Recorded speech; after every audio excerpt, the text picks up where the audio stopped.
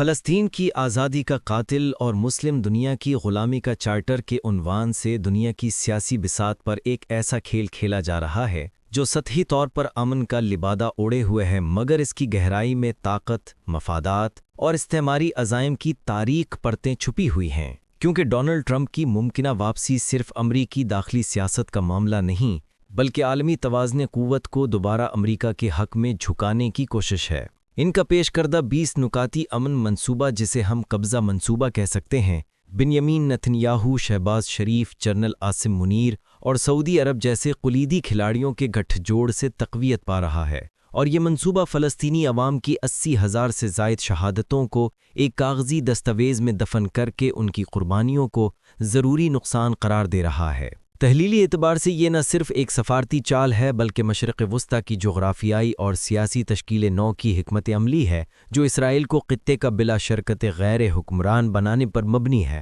Trump کے منصوبے کی تکنیکی ساخت پر غور کریں تو یہ واضح ہو جاتا ہے کہ اس کی ہر شق اسرائیل کی سلامتی اور توسیع کو مرکزی حیثیت دیتی ہے۔ منصوبہ میں غزہ کو نیا غزہ بنانے کا دعویٰ کیا گیا ہے، مگر یہ تعمیر نو نہ فلسطینیوں کی مرضی سے ہوگی اور نہ ہی ان کی خود مختاری کو تسلیم کرے گی، بلکہ اس کے بجائے یہ ایک کٹھ پتلی انتظامیہ قائم کرے گی جو امریکہ اور اسرائیل کے کنٹرول میں ہوگی۔ حماس کو مکمل طور پر حکومت سے باہر رکھنے، ہتھیار ڈالنے والوں کو معافی دینے اور احتجاج کرنے والوں کو سزا دینے کی شرائط اس منصوبے کو ایک فوجی قبضے کی قانونی توثیق بنا دیتی ہیں، اور یہ وہی فارمولہ ہے جو امریکہ نے عراق اور افغانستان میں آزمایا، جہاں تعمیر نو کے نام پر استعماری کنٹرول قائم کیا گیا، جبکہ نتنیاہو کی فوری حمایت اس کی تصدیق کرتی ہے کہ یہ منصوبہ اسرائیل کی جارحانہ پالیسیوں کا تسلسل ہے، جس میں فلسطینی خون کو امن کے رنگ میں چھپایا جا رہا ہے۔ اب سوال یہ پیدا ہوتا ہے کہ پاکستان جیسا ایک اسلامی جمہوریہ اس سازش میں کیوں شریک ہے؟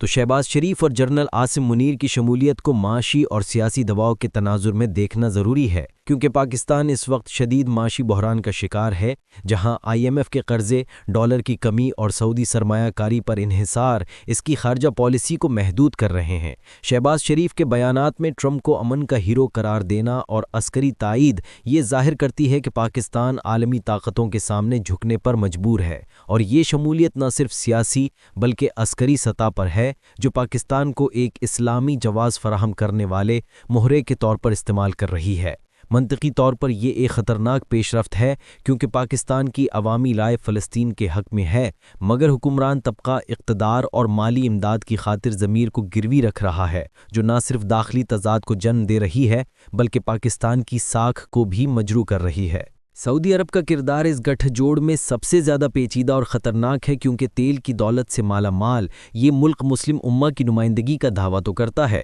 مگر اس کی اصل وفاداریاں واشنگٹن اور تل ابیب کی طرف جھکی ہوئی ہیں۔ سعودی حکمران فلسطین کی آزادی کو اپنے اندرونی استحکام کے لیے خطرہ سمجھتے ہیں، کیونکہ ایک آزاد فلسطین ان کے عوامی دباؤ کو بڑھا سکتا ہے، لہٰذا وہ فلسطینیوں کی قربانی کو نظر انداز کر کے اسرائیل کے ساتھ تعلقات معمول پر لانے کی کوشش کر رہے ہیں۔ یہ پالیسی نہ صرف القدس کی سوداگری ہے بلکہ مسلم دنیا کی تقسیم کی بنیاد رکھ رہی ہے، جہاں سعودی عرب اسرائیل کو خطے کا بادشاہ بنانے میں کلیدی کردار ادا کر رہا ہے۔ یہ پورا منظرنامہ ایک نئے عالمی نظام کی تیاری کی طرف اشارہ کرتا ہے، جہاں مسلم دنیا کو دبایا جائے، فلسطین کو مستقل طور پر مفلوج کیا جائے اور اسرائیل کو غالب طاقت بنایا جائے۔ فلسطینی عوام کو چند ٹکڑوں میں بانٹ کر ایک کمزور خود مختار انتظامیہ دینے کا منصوبہ دراصل غلامی کی نئی شکل ہے۔ یہ امن نہیں بلکہ قبضہ ہے، یہ انصاف نہیں بلکہ جرم ہے، اور 80,000 لاشوں پر کھڑا یہ منصوبہ غزہ کے جلے ہوئے بچوں، ماؤں کی چیخوں اور جوانوں کے ملبے تلے دبی لاشوں کو مذاق بنا رہا ہے۔ کیا امن لاشوں پر تعمیر ہوتا ہے؟ اور کیا یہ وہ امن ہے جو فاتح کے قلم سے لکھا جائے اور مظلوم کے خون سے دستخط کرائے جائیں؟ اس تجزیے سے ایک چونکا دینے والی حقیقت سامنے آتی ہے کہ مسلم دنیا کا اصل دشمن باہر نہیں بلکہ اندر بیٹھے حکمرانوں میں ہے، جو ڈالر اور اقتدار کی خاطر اپنی روح بیچ رہے ہیں۔ شہباز شریف اور عاصم منیر جیسے رہنما محض مہرے ہیں، جبکہ اصل کھلاڑی ٹرمپ، نتنیاہو اور سعودی عرب ہیں، جو مشرق وسطیٰ کو نئی تقسیم کے دہانے پر لا کھڑا کر رہے ہیں، اور تاریخ گواہ ہے کہ ایسے گٹھ جوڑ دیر پا نہیں ہوتے، مگر ان کی قیمت مظلوم عوام ادا کرتے ہیں۔ اب وقت ہے کہ عوام اپنی آنکھیں کھولیں اور اس فریب کو پہچانیں، کیونکہ یہ خاموشی کا نہیں، احتجاج احتجاج کا وقت ہے۔ ہمیں اپنی آوازوں اور احتجاج سے دنیا کو بتانا ہوگا کہ یہ امن منصوبہ نامنظور ہے، کیونکہ یہ خون کی سوداگری ہے اور امن لاشوں پر نہیں، انصاف پر قائم ہوتا ہے۔ امن منصوبے نہیں بناتے، عوام بناتے ہیں، اور فلسطینی عوام کا فیصلہ صاف ہے کہ وہ غلامی نہیں، آزادی چاہتے ہیں۔ اگر ہم آج فلسطین کے ساتھ نہ کھڑے ہوئے تو کل یہ کھیل کشمیر اور پاکستان کے ساتھ کھیلا جائے گا۔ اس لیے عوام کی طاقت ہی اصل طاقت ہے جسے بیدار کرنا ہوگا، ورنہ آنے والی نسلیں غلامی اور ذلت کے سوا کچھ نہیں پائیں گی۔